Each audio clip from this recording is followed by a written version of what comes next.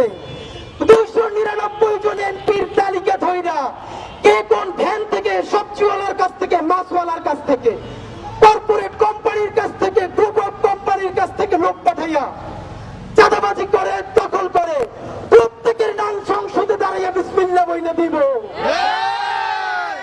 সুতরাং এই ঢাকাতে আমার শত্রু কারা?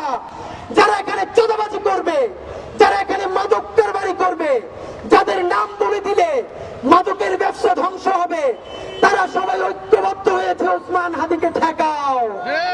এই চাঁদাবাজি সিন্ডিকেটের সাথে জড়িত যারা সেই আমলাতন্ত্রের মধ্যে জড়িত, আজকে সকল চাঁদাবাজের সেই গ্রুপ, মাফিয়াতন্ত্রের গ্রুপ, দখলবাজদের গ্রুপ এক হয়েছে যে এই ছেলে তো সবার নাম বলে দিবে।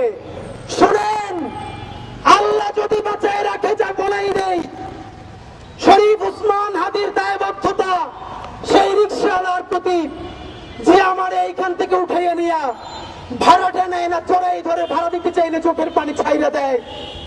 আমার দায়বদ্ধতা সেই চাওয়ালা শ্রমিকওয়ালা ভাই বোনদের প্রতি যে 50 টাকা 100 টাকা দিয়ে আজকে আমার র্যালি কইরে দেয়। আমার দায়বদ্ধতা বাংলাদেশের সেই সমস্ত লক্ষ কোটি আমার মা খালা যাদের সন্তানদেরকে বলে ওসমান ঢাকা বসে কি করে, তোরা যে ঢাকায় ওর সাথে কাজ কর।